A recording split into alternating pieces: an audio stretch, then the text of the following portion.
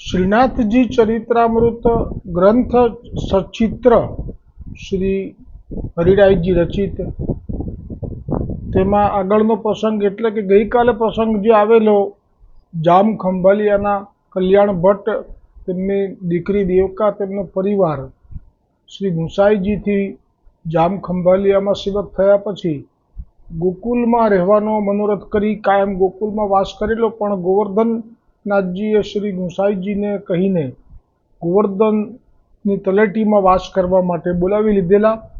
જેમાં ગઈકાલે પ્રસંગ આવેલો કે જે 2 કસેડી દૂધ ઓછું ધર્યું અને ગોવર્ધનનાથજીએ ભીતરિયાની આ જે ભૂલ છે એને સુધારો થાય તે માટે, ધ્યાન પડે તે માટે, અને દેવકાનો પ્રેમ, નિર્દોષ પ્રેમ, એનો સરળ સ્વભાવ જે ગુસાઈજીના શ્રીમુખે કાલે વચન કહ્યા આપે કે કેવો સરળ સ્વભાવ હશે કે ગોવર્ધનનાથજી એના ઘેર જઈ અને દૂધ માગી અને આરોગ્યા. એ પ્રસંગ કાલે આવ્યો હતો, જેમાં પછી જે સોનાની કટોરી ગીરવે મૂકી હતી તે પાછી છોડાવી લાવ્યા.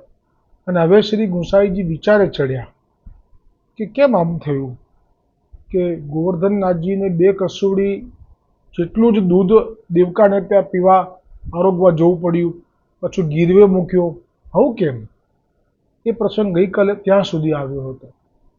શ્રી હરિરાયજી મહાપ્રભુજી રચિત શ્રીનાથજી ચરિત્રમાં હવે જામ ખંભાલિયાવાળા કલ્યાણ ભટ્ટ અને દેવકાનો પ્રસંગ આગળ આવશે. તો દેવકાના ઘેરથી એ જે સોનાનો કટોરો છોડાવી લીધો પછી શ્રી ગુંસાઈજી વિચારે ચડ્યા કે શ્રીનાથજી 2 કસેડી દૂધ પીવા દેવકાને ઘેર ગયા, એવું કેમ થયું? અને એ પણ વાડકો ગીરવે કેમ મૂક્યો? કોણે શું અપરાધ કર્યો હશે? એ વિચારતા શ્રી ગુંસાઈજી ચરણ અનુસર સમયમાં આડા પડખે થયેલા. હવે નિત્ય નિયમ મુજબ ઉત્થાપનના સમયે 3 વાર શંખનાદ થાય ત્યાં સુધીમાં શ્રીનાથજી બાવા દરરોજ તો ગોવિંદદાસ સાથે જ ખેલતા અને જે આનંદ લીધો હોય તેની જ વાતો કરતા. સાથે પાછા આવતા પણ આજે તો શ્રીનાથજી બાવા સાબ એકલા પણ દોડતા દોડતા હાંફળા ફાફળા આવી અને શ્રી ગુંસાઈજી પ્રભુને જગાડીને કહેવા લાગ્યા. બહુ સુંદર લીલા પ્રસંગ શરૂ થયો. મેં કહ્યું એમ રસથી જે ભરેલો છે શ્રીનાથજી ચરિત્રોમાં, એમાં આ શિરમોરમાં આવે, બીજા પણ છે અનેક, પણ આ ખરેખર એવો છે જે હવે શરૂ થયો. આ જે કૃપા છે હરિરાયજીની છે, કેમ કે ગોકુલનાથજીને સમય મર્યાદા હોય. 252 વૈષ્ણવની વાર્તામાં જો સમય આટલો જેટલો આમાં લીધો છે એટલો જો એમાં લે વિસ્તાર કરે તો અનુચિત થઈ જાય, પુસ્તક અનેક થાય તો રસ પણ જતો રહે લોકોને. એટલે એમાં માત્ર મર્યાદા રાખી છે શબ્દોની, વાક્યોની. પણ હરિરાયજી આપ જ ગોકુલનાથજીથી આપ બ્રહ્મસંબંધ પામ્યા છો. આપે જ ગોકુલનાથજીએ જે ધ્યાનમાં લીલા દર્શન કરી છે એ રચના લખવાનું કામ જેમ ભાગવતજીમાં ગણપતિજીએ કર્યું હતું, વ્યાસજીના શ્રી મુક્તિ ભાગવતજીનું, એવી રીતે 84-252નું જે છે લેખન કાર્ય એ ગોકુલનાથજીએ ધ્યાનમાં દર્શન કર્યા. જે તે વૈષ્ણવના ઘરમાં, જે તે વૈષ્ણવના ઠાકોરજીના ટેરાની પાછળની લીલા પણ આપે જોઈ. એ બધી આપે નેત્રો બંધ કરીને જે લખાવી એ હરિરાયજી મહાપ્રભુજીએ લખી છે. એટલે જ આપે ભાવ પ્રકાશ કર્યો છે, અન્યથા કોઈએ નહીં. એટલે આ જે લીલા છે એમાં વિસ્તાર છે અને રસ છે, એટલે લાભ લઈ શકીએ છીએ કેમ કે હરિરાયજીએ કૃપા વિચારી છે. તો પહેલાં એક વખત સમજી લઈએ કે નિત્ય જે ક્રમ હતો, અત્યારે તો વિચારવા બેઠા છે, ગુંસાઈજી વિચારે ચડ્યા છે કે શા માટે 2 કસેડી દૂધ આવી રીતે જઈને માગીને પીધું અને પાછો તે ગીરવી રાખ્યો સોનાનો કટોરો. એમાં શું ગોવર્ધનનાથજીનો હેતુ છે, આ વિચારે ચડ્યા છે. પછી જે હરિરાયજી દર્શન કરાવે છે એમાં આપનો જે ક્રમ હતો ગોવર્ધનનાથજીનો, અત્યારે જે ઉત્થાપનના પહેલાનો જે સમય છે ને એમાં અનુસર થયા પછી, રાજભોગ થયા પછી આપ વિચારે ચડ્યા છે. હવે જે રાજભોગ થયા પછી ગુસાઈજી તો જાણે છે કે ગોવર્ધનનાથજી તો ગોવિંદ સ્વામી સાથે ખેલવા ગયા હશે, અને પછી એમનો જે ક્રમ હતો ને રોજનો એવો હતો કે હંમેશા એ પાછા ફરતા તો ગોવિંદદાસ સાથે જ, ગોવિંદ સ્વામી બે નામ છે એટલે જે નામ બોલાય એનો સ્વીકાર કરજો, તો ગોવિંદદાસ સાથે ખેલની વાતો કરતા કરતા પાછા ફરતા. નિત્ય 3 વાર શંખનાદ થાય એટલે આપ આવી જતા, પણ સાથે આવતા. એના કંધા ઉપર હાથ હોય ત્યાં તો એની સાથે તોફાન મસ્તી કરતા કરતા બિરાજતા હોય. આ દર્શન કંઈ બધાને તો ન થાય, પણ ગુસાઈજીને તો નિત્ય આ જ નિયમ પ્રમાણે દર્શન થતા. અને આજે જે સ્થિતિ થઈ એ થોડી વિપરીત થઈ, અને હવે તો પાછા ખેલની વાતો કરે ગુસાઈજી સાથે કે આજે તો ગોવિંદ સ્વામી સાથે અમે આ ખેલ ખેલ્યા ને બહુ આનંદ આવ્યો. ગુસાઈજી કે એમ બાવા, અરે વાહ, એવી રીતે વાતો થાય. આજે વિપરીત અનુભવ થયો ગુસાઈજીને. કેમ? તો કહે છે કે આજે તો શ્રીજી બાવા એકલા એકલા, કોઈ દિવસ ગોવિંદ સ્વામીની સાથે વાત કરતા કરતા આવે એવી રીતે એકલા નથી આવ્યા. આજે તો એકલા, એટલું પણ નહીં, ચાલતા નહીં, દોડતા આવ્યા, હાંફળા ફાંફળા, જાણે કે ડરી ગયા હોય, ગભરાઈ ગયા હોય એવી રીતે આવ્યા. એટલે શ્રી ગુસાઈજી, અને પછી ગુસાઈજી પ્રભુને જગાડીને કહેવા લાગ્યા, કાકાશ્રી આપ મંદિરના આ બધા જ કમાડો એટલે કે દરવાજાઓ ફટાફટ વસાવી દો, એટલે કે બંધ કરાવી દો.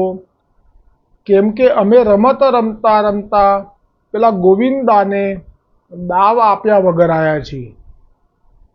આ જે રમત છે આમાં વર્ણન નથી થયું, પણ અન્યથા મારી પાસે પ્રાપ્ત છે જે દર્શન, એમાં એવું છે ગિલ્લી દંડા.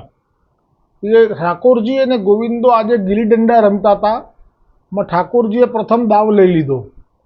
હવે જ્યારે ગોવિંદાને દાવ આપવાનો આવ્યો એટલે આપે એને કહી દીધું કે હું તને આજે દાવ નહીં આપું. ગોવિંદો કે તે દાવ લીધો છે, તું આપે કેમ નહીં? અને પ્રભુ કે લે હું તો નહીં જ આપું. એમ કરીને પ્રભુ દોડ્યા છે અને અહીંયા સૌથી આગળ આવી ગયા. અને ગુસાઈજી ચરણ હજી તો આડે પડખે થયા છે. હવે ઉત્થાપન પહેલાં આ પપરસ કરે એ સમય આવી ગયો. હજી તો શંખનાદ પણ થયો નથી. જે નિત્યક્રમ 3 શંખનાદ થાય એટલે ગુસાઈજી આપ પછી તરત જ એ સમય સુધીમાં તો આ વપરસ કરી ચૂક્યા હોય. એટલા માટે આજે વિપરીત થયું અને એવું કહી દીધું ઉઠાડીને કે કાકાશ્રી જલ્દી ઉઠો અને દરવાજા બંધ કરો, કમાડો બધા બંધ કરો. ગુસાઈજી માની લીધું કે આજે કંઈ જુદું જ છે, સાથે નથી, અને કહે છે કે દરવાજા બંધ કરો. કેમ કે આજે રમત રમતા રમતા ગોવિંદાનો દાવ આપ્યા વગર નાસી આવ્યા છીએ. કબૂલ કરી લીધું. હમણે ગુસ્સે ભરાયેલો ગોવિંદો પાછળ અમારી આવતો હશે. શ્રી ગુસાઈજી મીઠું સ્મિત વેરતા ઉઠ્યા. સેવકો પાસે મંદિરના દ્વાર વસાવી આપ શ્રી ઉત્થાપન ભોગની તૈયારી અર્થે સ્નાન કરવા પધાર્યા. ત્યાં તો બહારથી કમાડ ધબાધબ ઠોકાવા લાગ્યા. બહારથી અવાજ સંભળાયો. ગોવિંદદાસ શ્રીનાથજીને કહી રહ્યા છે, એ મહારાજ, ઓ મહારાજ, આ સારું ના કહેવાય. પોતે અમારો દાવ લીધો, હવે પોતાને દાવ આપવાનો વારો આવ્યો એટલે દાવ આપ્યા વગર નાસી આવ્યા. આવું ના ચાલે. આવી રીતે કેમ નાસી આવ્યા? ચાલો દાવ આપો. અને દરવાજા પણ વસાવી દીધા. ને આવું ખેલમાં ના ચાલે, સમજ્યા? ઈમાનદારીપૂર્વક બહાર આવો અને મારો દાવ આપી જાઓ. સાંભળો છો ને મહારાજ? એકવાર કમાડ ખુલે પછી હું બતાવું છું કે દાવ આપ્યા વગર કેવી રીતે ભગાય છે. તમને હવે બધું ગુસાઈજી પ્રભુએ જે એમને લાલ લડાયા છે, અને અત્યારે જો દાવ આપ્યા વગર ભાગી આવ્યા તો ગુસાઈજીએ એમને કંઈ ના કહ્યું કે વઢ્યાય નહીં, કે એવું ના ચાલે બાવા. દાવ તો ખેલ છે, દાવ તો આપવો જ પડે આપણે લીધો હોય તો, એવું પણ ના કહ્યું. તો જાણે કે ગોવિંદદાસ બધું જાણી ગયા.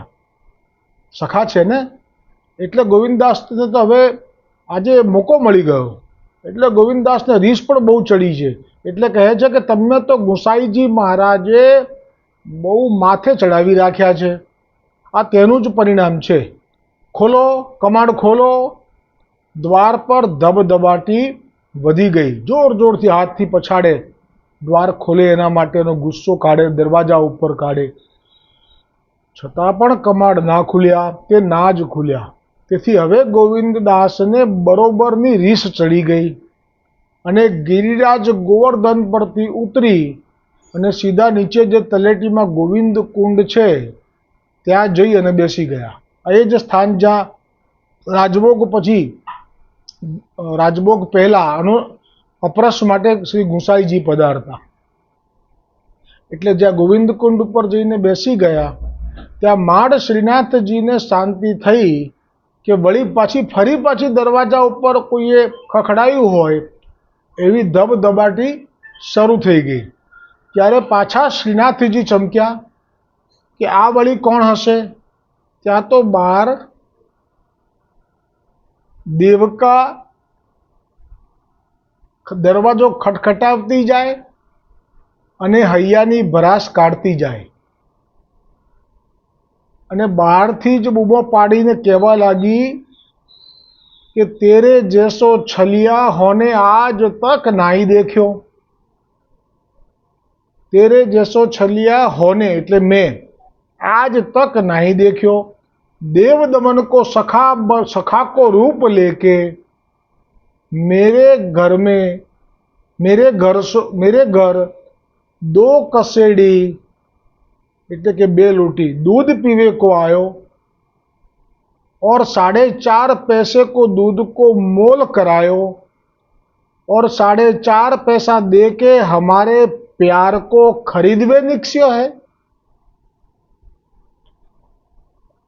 આ પ્રસંગમાં 252માં નથી લીધો સમય મર્યાદા, પણ આપે જ કૃપા પ્રેરણા કરી હશે તો હરિરાયજીએ લીધો છે. તેરી ઠકુરાઈ તેરે પાસ રહેવે દે, કિવાડ ખોલ દે વરના તોડ દૂંગી. ત્યાં ઉત્થાપનની જારીજી ધરાવી રહેલા શ્રી ગુસાઈજીએ પણ આ બધું સાંભળ્યું. એટલે બાવા સામે જોઈને પૂછ્યું, બાવા આપ કહો તો જ મંદિરના દરવાજા ખુલશે. બાવા કહે, આ તો દેવકાનો અવાજ છે, હમણાં થાકીને જતી રહેશે. અરે પણ ત્યાં તો કમાડ ઉપર બીજો એક જણનો ઉમેરો થયો. ગુસાઈજી પ્રભુએ શ્રીનાથજી બાવા તરફ સ્મિત કરતા જાણે પૂછી રહ્યા છે કે આ ત્રીજું કોણ છે? ત્યારે પ્રભુ કહે, કાકાશ્રી આ પાથો ગુજરી આવી છે. જે ગોવિંદ સ્વામીએ કહ્યું છે ને, વેદ પુરાણ તે બાત અગમ હૈ, પ્રેમ કો ભેદ કોઈ ન પાવે. ભલે તુલસીદાસજીએ ભગવાન પૂર્ણ પુરુષોત્તમને નંદદાસજી એમના ભાઈ છે એને કહ્યું કે તારો શ્રી કૃષ્ણ તો કામી છે. એ જ વાત રામાનંદાચાર્યના સંપ્રદાયના વૈષ્ણવે પેલી એની સ્ત્રીને કહ્યું. આ પાથો પ્રમાણ છે. ઘણા પ્રમાણો છે. પ્રમાણ તો શું લેવાનું હોય પ્રભુની લીલામાં, પણ મળે છે. આ પાથો અત્યારે બહુ જ વયસ્ક થઈ ગઈ છે, ઉંમર છે એની. શરીર પણ લખ્યું છે બહુ જ ભારે છે. પર્વત ચડવો ગોવર્ધન એ એના માટે હવે અઘરું હતું, કારણ કે એ વખતે પર્વત બહુ ઊંચો હતો 500 વર્ષ પહેલા. અત્યારે છે એટલો નહીં. ગોવર્ધન મહારાજ બહુ ઊંચા હતા, એટલે એ ચડીને આવી છે, હાંફી છે. અને એનો પણ પ્રેમ જે પહેલા હતો જવાનીમાં, એનું સ્મરણ કરીને પ્રેમ એટલે એ પણ વાત્સલ્ય ભાવ લખ્યો છે એમાં 252માં. અને આમાં પેલો ભાવ છે. આ થોડો કોન્ટ્રાવર્સી છે, પણ આપણે રસ લેવાનો.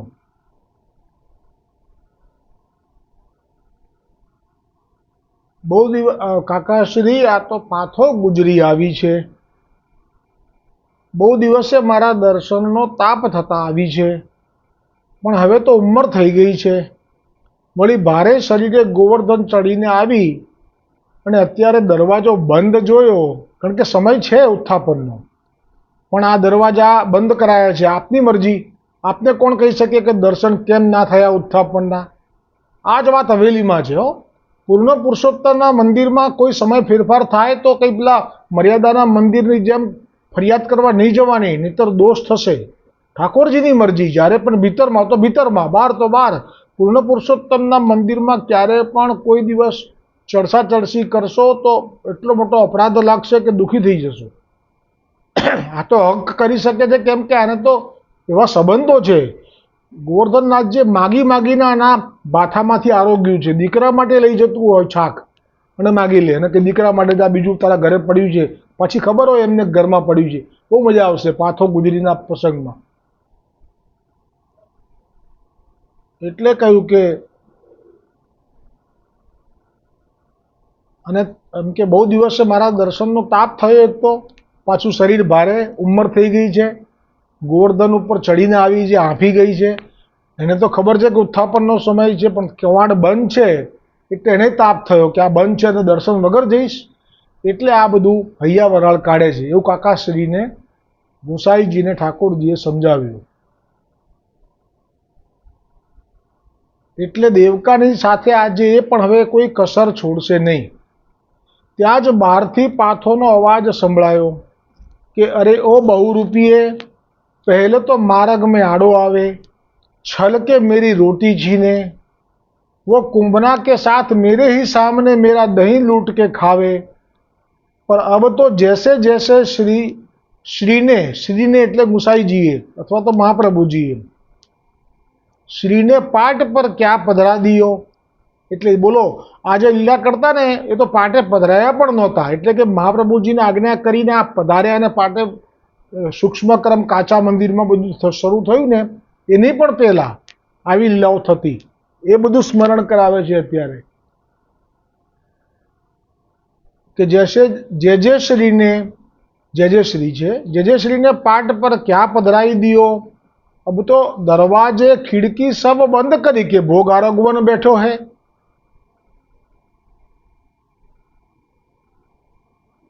ताशो तो को कोई देख न ले. હવે તારે ઘરે બહુ મોટી ઠાકુરાઈ થઈ ગઈ છે, યાદ છે તને? ભર જુવાનીમાં જરાય શરમ રાખ્યા વગર અમારા પાલવની છાયા કરીને અમારા ખોળામાં તારો મથ્થો રાખીને વિશ્રામ કરતો. આ બધું આમાં છે, પેલામાં વાત્સલ્ય ભાવ છે, વિરોધાભાસ છે, પણ આનંદ કેટલો છે. કેમ કે આ જે પાટે પધાર્યા એ પહેલાની લીલાઓનું પણ અહીંયા વર્ણન કરી લીધું પાથોએ તો, કે જરાય શરમ રાખ્યા વગર અમારા પાલવની છાયા કરીને અમારા ખોળામાં તારો મથ્થો રાખી વિશ્રામ કરતો. એ બધું ભૂલી ગયો? કમાડ ખોલે છે, નહીં તો આજ પછી ક્યારેય તારા મંદિરમાં પગ નહીં મૂકવું. હદ થઈ ગઈ. કેવા કેવા ભક્તો છે ગોવર્ધનનાથજીના. આ ચરિત્ર પ્રગટ ના થયા હોત તો કેવી રીતે ખબર પડત? જેમ હમણાં પેલો પ્રસંગ મેં કહ્યો ને, વ્રજવાસીને પરે કહ્યો, એમાં જે છેલ્લે ગુસાઈજીએ જાણ્યું કે આ તો એક જ પાત્રમાં બધી રસોઈ કરે છે, પોતાની અને ગોવર્ધનનાથજીની.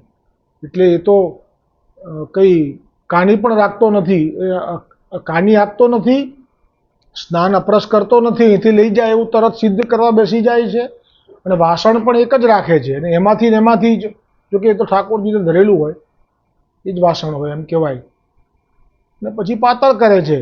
તો બાબા એને પાતળ સીધી ધરી દઈએ અમે.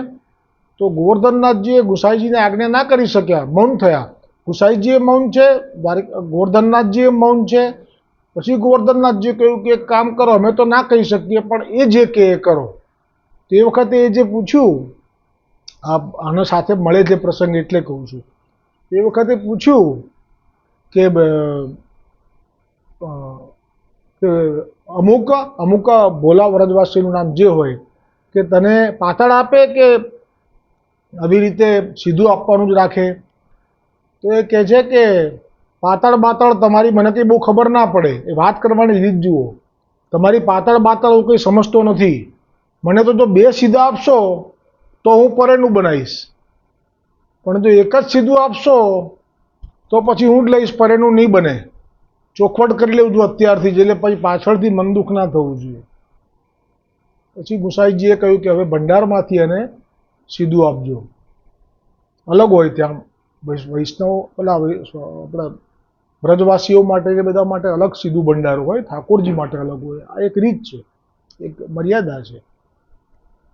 એવી રીતે આ કહે છે કે હવે હું પછી તારા મંદિરે પગ નહીં મૂકું હો, કેમ કે એક તો કેટલા વખતે આવી છું, હાંફે છે અને હજી દરવાજો ખોલતો નથી,